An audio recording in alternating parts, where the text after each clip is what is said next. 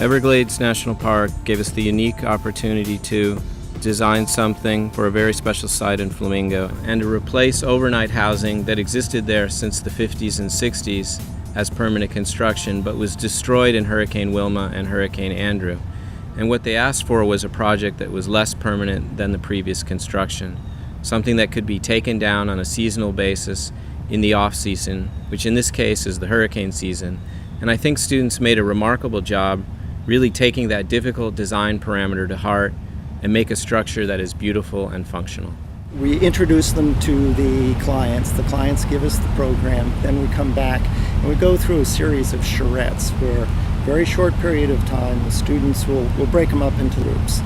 And they spend about an hour, they come up with design concepts, maybe sketches, some models, and then they come back and present it to everybody as a group. So we start generating ideas that way. The DesignBuild studio is a little bit different in that it takes place over just a single semester.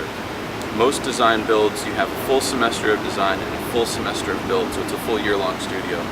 And is unique in that it's really a crash course, and you accomplish a lot in just a period of about 4 months. And it's exciting because it forces you to learn at a very rapid pace, and that's what makes UM's program unique over other schools.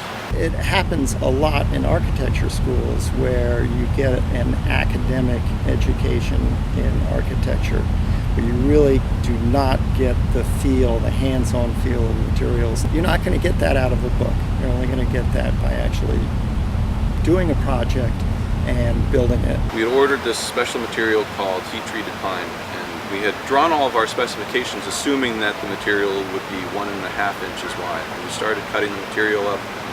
Really, you can't make assumptions on the job site. In the real world, labor is really expensive, and if you're wasting time on building something again and material on building something again, that's an expensive mistake. There was a lot of late studios. A couple times we didn't get out of here till 8. So you have to be dedicated and want to see the project through. Rocco and Jem are excellent professors. They're both very dedicated, and you can tell how much they love doing this.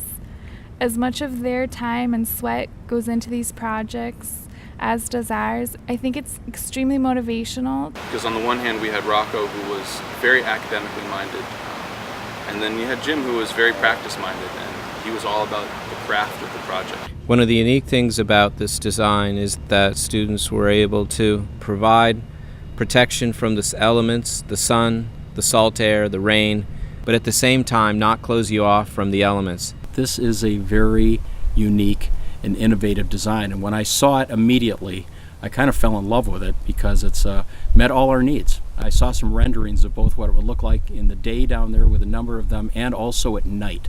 You know, I think one of the things at night, if in the middle of the winter months, we don't have any mosquitoes, and it would be awfully nice to just drop those the side curtains, so to speak, and be able to be there with a family and experience the night sky at Flamingo. The other thing that I think is so exciting about this studio is that as a student, or even as an architect, a young architect, you typically never see a built work so young. I'm still in school and just about to graduate, and I have my first built work.